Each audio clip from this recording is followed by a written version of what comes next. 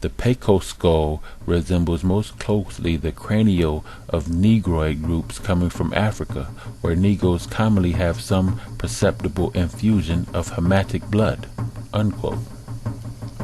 Professor Hooton refers to Hamitic blood. Hamitic blood is the blood of the Negroid, since the Ham Shemites were the dark seed which were forbidden to interbreed with the Canaanites. The word Ham translates as black in biblical Aramaic. Finds like these, in addition to the Negroid-styled heads, forces us to consider the parallel between ancient America and Africa.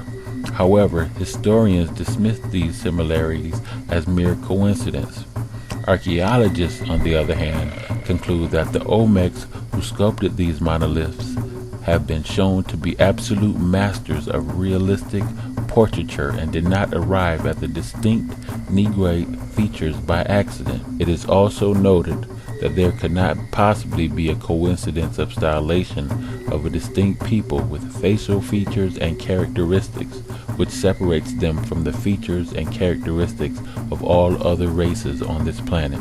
There can be no room for geographical coincidence that the very period that the Negroid appeared in Mexico, that was the same period when the first pyramid, mummies, and hieroglyphics began to appear in Mesoamerica as well. Is it a coincidence that the Teotihuacan head of pre-Columbian Mexico greatly resembles early Mandingo clay heads and Nigerian images? Many of the historians today have confirmed to the speculation of the Olmec monolith heads. They cannot explain the representation of the Negroid, despite the coloration, the fullness of the lips, prognathism, tattoos, tribal markings and tribal scarification, kinky hair, the broad nose, and the Egyptian-style military accessories. Historians now speculate that the sculptures were not constructed by Negroid people, but perhaps by Asians. If this had indeed been the case, why would people erect such huge monuments of Negroid representation? Why would Asians build colossal monuments to portray the Negroid of Africa when they had their own gods and legendary heroes? So realistic are these representations of the Negroid that it is extremely difficult to suggest that these figures were constructed by anyone other than Negroids themselves. Were the Asians attempting to construct an Egyptian metropolis by erecting Negroid stone heads, pyramids, clay pottery, which is identical to the Egyptian and even the Nigerian art? How could the Asians arrive at the startling similarities between the Olmec civilization and the Egyptian civilization? Even more absurd than these claims is how the Asians built these monolith heads. It is interesting to note the similarities between the mysteries of the construction of the Olmec heads and the pyramids of Egypt, both Negroid civilizations. The historical professors' hypotheses are in fact denials of an ancient Negroid civilization in America, which predates all other ancient civilizations and cultures in America. No one has denied that the Olmec civilization is perhaps the oldest of America that stretches back into antiquity, nor is there any legitimate denial that the Olmec monoliths represent Negroid people. However, there is denial that the true indigenous people of America were Negroid. Research shows that the Olmecs did not mysteriously vanish as suggested by historians, but that the Olmecs migrated far north and mixed in with the 4th century Chinese missionaries under Buddhist monk Hu Shen, who traveled to what is now California and produced what Columbus mistakenly called Indian and the British called the Red Man. Other Olmecs migrated to Southeast America and established settlements.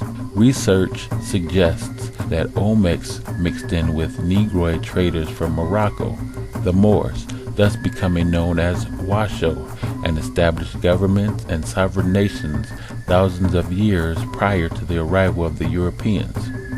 These claims have thus been repudiated by historical circles who have gone beyond the call of duty to counteract the suggestion that the original Native American in every sense of the word, were African, Negroid, black, Egyptian, or Nubian people, and not red men living in huts and teepees. So, who were the Olmecs? Where did they come from and why? Why does the Olmec culture parallel Egyptian culture? Who are the black gods carved in the stone found in Mexico? Did the Olmecs simply vanish, or do they still exist today under various names like African American, Negro, Black, Mexican, Puerto Rican? Is there a cover-up governed by archaeological and historical circles to hide the present identity of Olmecs in order to protect the land that would otherwise technically and literally be owned by these indigenous people? We owe it to ourselves to unearth the largest find to date. This find is that of the very first Americans. Where did the Olmecs come from? The Olmecs came from Nubwa in Central Africa, and they migrated to America, in which they named in their Kushite language Utala, which means vacate. When the Olmecs discovered that there was actually a North Utala and South Utala, the word Utala became plural, which became Atlan, which is where the word Atlantis and Atlanta came from. The Olmecs were a tribe in Africa called Dogon in Mali. When the Dogons migrated to America, they also imported the rubber tree, which is only indigenous to Africa. The Dogons used the sap from the rubber tree to make shoes, coats, capes, and they were the first to introduce soles on shoes in the New World. The name Olmec means rubber people.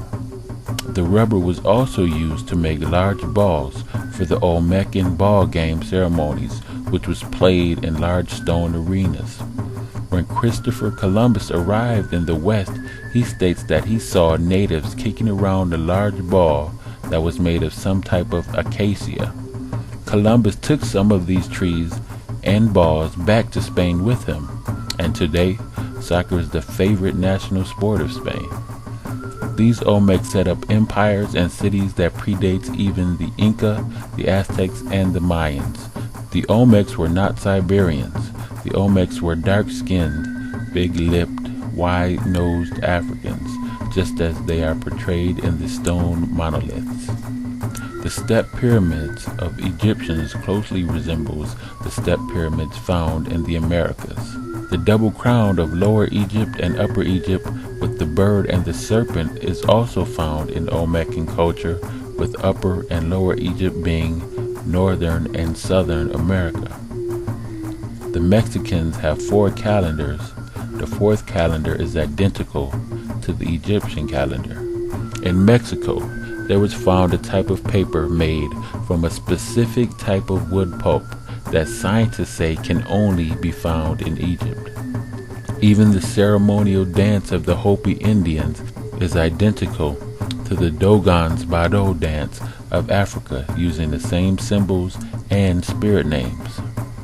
Various tribes such as the Osage and the Apache use the crescent moon symbol, which is the national symbol of Angola, Mauritania, Tanzania, the Sahara, and Algeria, all found on the continent of Africa.